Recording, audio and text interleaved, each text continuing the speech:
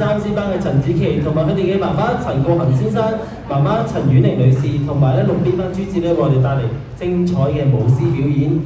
學言子琪同佢哋嘅爸爸媽媽齊心協力，加上朱子嘅配合，憑住各人嘅默契，配合舞動嘅靈獅，將滿滿嘅孝心同祝福送俾全場嘅家長。請大家以熱烈嘅掌聲歡迎佢哋。Hello， 大家好，我哋係陳學言、陳子琪嘅爸爸媽媽。今日我哋表演咧係舞獅，節目名叫做《幼獅成長伴你高飛》。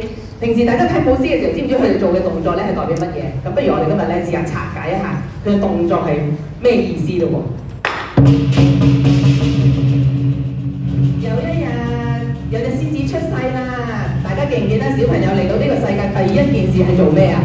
係咪大聲喊？但係呢隻獅子咧唔會喊嘅喎，反而喺度捽下眼、眨下眼、望下呢個世界。